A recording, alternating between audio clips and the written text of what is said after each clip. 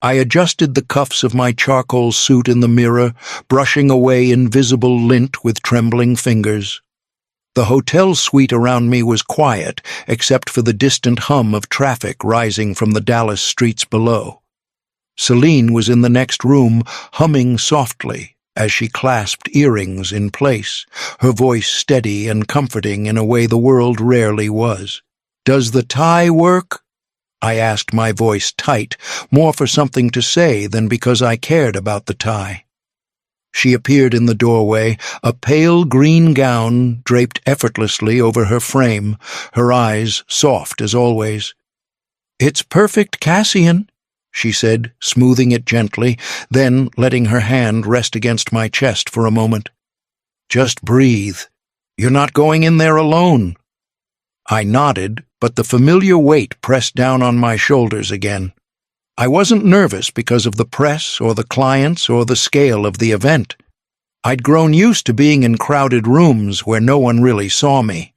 I was dreading my father. Rourke Corp's 50th anniversary gala was held in a grand ballroom lit by crystalline chandeliers and washed in golden uplighting. The floor gleamed like water beneath our feet.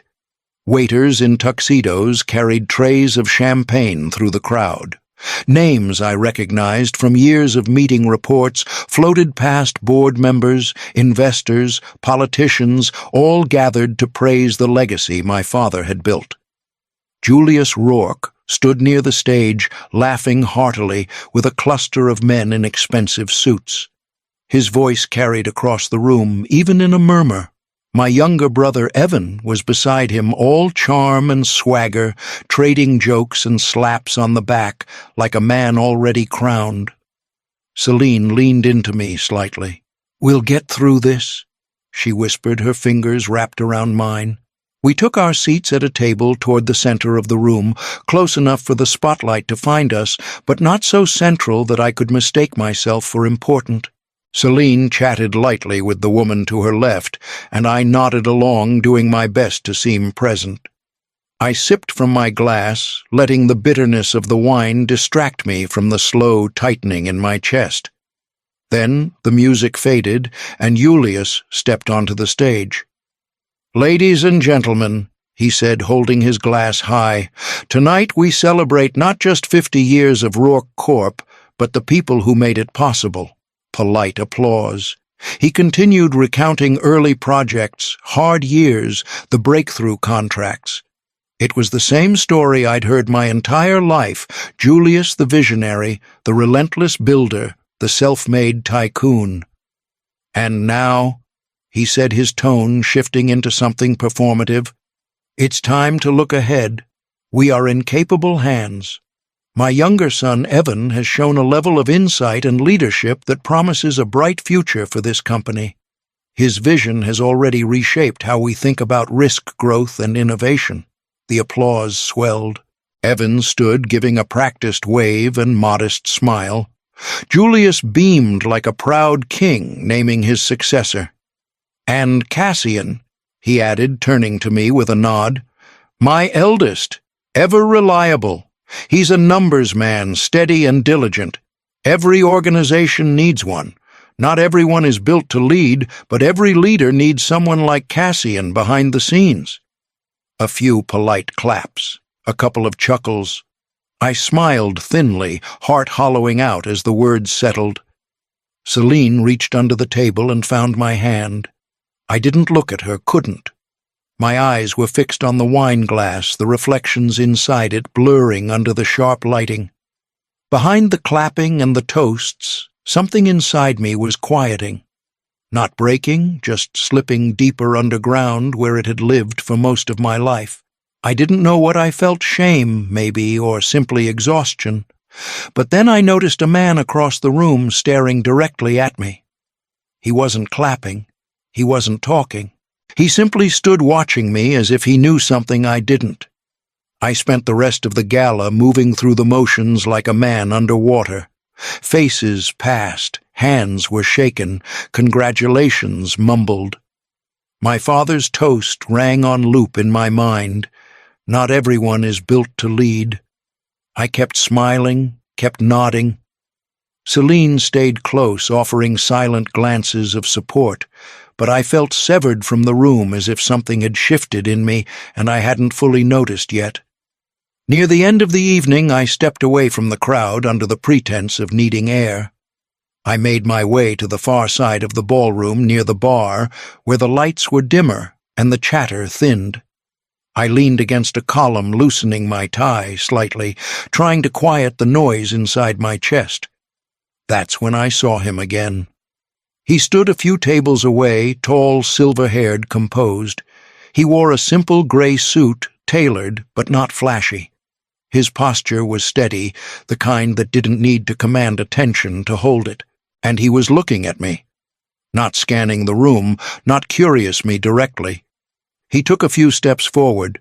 I straightened reflexively. "Cassian Rourke," he asked, his voice even not loud but perfectly clear. I nodded. He didn't smile. Instead, he tilted his head slightly, his eyes narrowing as if measuring something behind my face. Then calmly he asked, "What was your mother's name?" The question struck harder than I expected. I blinked. "Leora," I said, after a pause. His expression didn't change, but his hand moved toward his breast pocket. From it, he drew a thin wallet worn at the edges and pulled out a small photograph, creased, faded, delicate from years of handling. He held it out to me. I took it with hesitant fingers. It was her.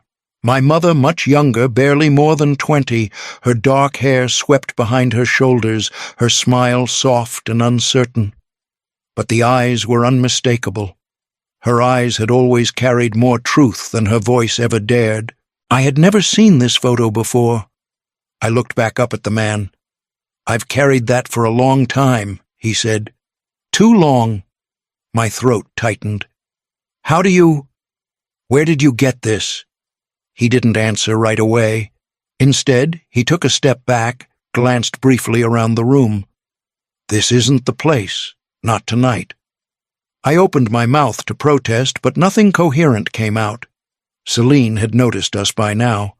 She moved toward me slowly, her gaze flicking between the two of us. "I'll be in town for a few days," the man said. "If you want answers, meet me tomorrow. 11 a.m. at Palmer Street Diner, Table 9. He handed me a business card with just a name, Martin Hale, and a number beneath it. Then he gave me a small nod and disappeared into the crowd as if he'd never been there at all. Celine reached me a moment later.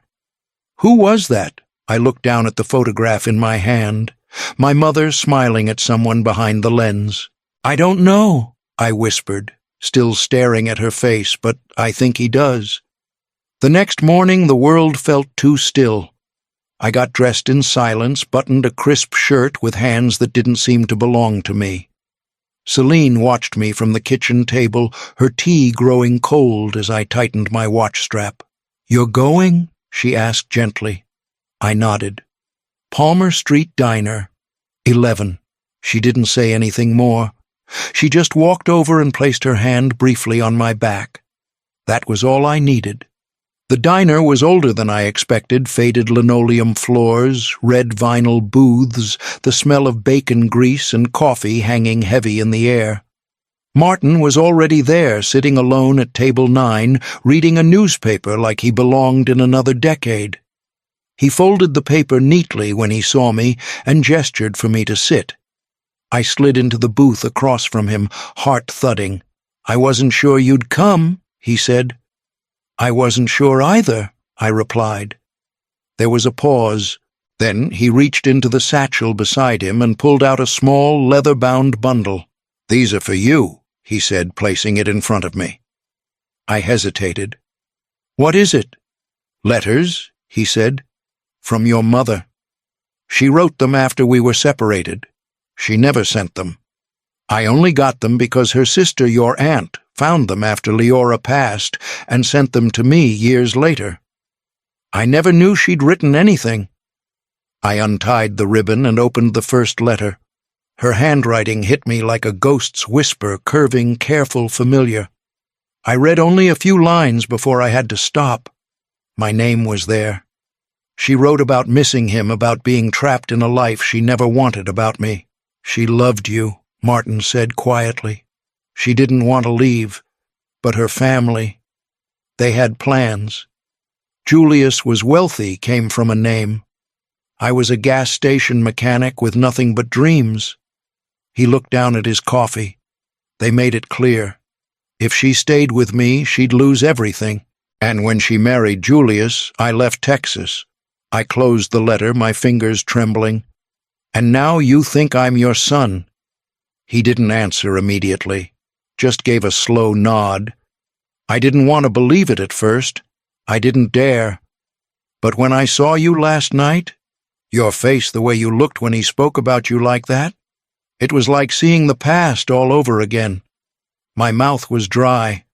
There's only one way to know for sure. Martin nodded again. I've already arranged for a DNA test, if you're willing. I didn't hesitate. Yes, I want to know. He reached into his bag again, this time handing me a sealed envelope with the appointment details. We agreed to go together the next day. Neither of us had much more to say. I stood clutching the letters to my chest like they were breathing. Back home, I walked through the door in a daze. Celine was in the living room, her paintbrush frozen mid-air, when she saw my face. She set it down and crossed to me. Cassian. I handed her the top letter. She read silently, then looked up with tear-glossed eyes. Do you believe it? I don't know what I believe anymore, I said. She took both my hands. Whatever the truth is, you need to see it through. And when she pulled me into her arms, I didn't resist. I only closed my eyes and listened to her heart steady against mine, as if reminding me I hadn't come undone yet. The results came back 3 days later in a plain envelope no different from any other mail. But inside was the truth that cracked everything open. Probability of paternity, 9%. Martin Hale wasn't just a man with old photographs and lost letters. He was my father. I read the line again and again, as if it might change, as if the ink might bleed into something more bearable. But it didn't. It stayed the same, clear and undeniable. I sat at the edge of our bed with the envelope in one hand, the letters from my mother in the other, and felt something unravel inside me, quiet, not dramatic. Just a slow peeling back of a life I thought I understood. Celine sat across from me, still in her paint-stained jeans, knees pulled to her chest. It's real, then, she said softly. I nodded, too numb for words. He deserves to know you believe it, she said. And so do you. That afternoon I called Martin. He answered on the first ring. You got it, he said. Not a question. Yes. Silence settled for a moment. I'd like to see you, he said. We met at a small private office in uptown Dallas. Martin had a building I'd never noticed before, discreet and modern, all glass and quiet edges. When I walked into his office, he was already standing. I didn't know what I'd feel, he said as I entered. I thought I'd be overwhelmed, but I just feel right. Like something I've been missing finally returned. I didn't respond. I was still sorting through too much. I know this changes everything for you, he said. I don't expect you to treat me like a father. But I want to know you. I want to be part of your life if you'll allow it. He walked to a sleek cabinet, pulled out a thick folder, and laid it on the table. This is Sinclair Energy. I built it from scratch after I left Texas. It's not as big a name as Rourke Corp yet, but I've built it the right way. I opened the folder. Solar grids, clean infrastructure initiatives, investment profiles. Quiet power, nothing flashy, but real, sustainable, controlled. I'm not offering you a job because you're my son, he said. I'm offering it because I've seen what you're capable of. I watched you at the gala. You're disciplined, controlled. You listen. That's rare. You're not just numbers, you're strategy. What kind of role, I asked. Start with something clean. Regional financial director. You'll learn the framework without the noise, and I'll mentor you. Quietly. No need for headlines. I ran my hand over the documents, not quite believing what I was touching. I hadn't asked for a second chance at anything, and yet here it was. "I'll do both," I said after a pause. "For now, I'll stay at Rourke, but I'll work with you in the evenings. Learn everything." Martin gave a short nod. "Whatever pace you need, but you should know Rourke is not what it used to be. Julius is coasting. Evan's flashy, reckless. That place is already leaning. You just don't see it from inside." I didn't answer because I already knew he was right. I'd been patching the cracks in silence for years. The next few months passed in fragments. Days at Rourke spreadsheet reviews, damage control, smiling when Evan strutted past my desk. Nights at Sinclair strategy calls, learning supply chains, shadowing Martin through meetings with people who listened when I spoke. I didn't tell Julius. I didn't tell Evan. I didn't even change my routine. But beneath it all, something inside me was shifting. Quietly, steadily, a new version of myself was taking root. One that didn't flinch when dismissed. One that didn't need Julius's nod to breathe. And one night, while closing Martin's office alone, I opened a financial report stamped with Rourke Corp's latest quarterly decline and knew the scales were starting to tilt. The conference room was colder than usual. Maybe it was just me. The glass walls framed the Dallas skyline behind Julius like a crown he assumed was permanent. He sat at the head of the long oak table dressed in black, as always, voice, steady face, unreadable. Evan lounged beside him, confident, polished, ignorant of the storm moving in. I sat near the end of the table, folders, neatly stacked tie-crisp mask intact. This is a pivotal moment for Rourke. Corp, Julius began his tone, slow and grand. After careful consideration, I've decided it's time to pass the torch. The words rang exactly as expected. The room stilled. He turned to Evan. "My son Evan will be stepping into the role of Chief Executive Officer. His energy and vision are exactly what the company needs in this new phase." Applause began, scattered at first. I stood. The clapping died. "I have something to share," I said, voice level. Julius's eyes snapped toward me, narrowing. "Cassian, this isn't. I believe the shareholders deserve the full picture," I said, laying the folder on the table and sliding it toward Mr. Levinson, the senior board chair. "Inside are records of unauthorized expense transfers, concealed losses, and 2 undeclared third-party contracts tied to Evan's personal assets." Murmurs spread like fire. Pages turned, eyes widened. Evan pushed back in his chair. "That's absurd. It's documented, dated, verified." I kept my voice even. "If you read the reports I submitted months ago, you'd have seen the red flags." Levinson glanced at Julius, then Evan, then back at me. "These are serious breaches." Julius rose, fury tightening every line of his face. "You don't come into this room and undermine your own family." I didn't flinch. "You mean the family that kept me in the shadows, that ignored my work while parading recklessness as leadership?" Martin stepped forward from the gallery of stakeholders behind me, calm, centered. "Cassian Rourke is my son," he said clearly. The room went silent. Julius turned as if struck. "What Leora never told you," Martin continued. "She protected him even under your roof. But he's mine, and we now hold 39% of this company." For a moment, no one moved. Julius stared at me like he was seeing a ghost. Evan looked smaller than I'd ever seen him, and I stood there steady as the weight of truth leveled the room like a silent earthquake. The vote came swiftly. The board, shaken but pragmatic, made their decision within the hour. Julius was removed. Evan was barred from future executive appointments pending an audit. And I, quiet Cassian, the steady accountant, was named interim CEO of Rourke Corp. By unanimous vote, including Levinson's, who avoided my eyes as he signed the motion. No celebration followed. I didn't want one. The victory wasn't clean. It wasn't revenge. It was correction.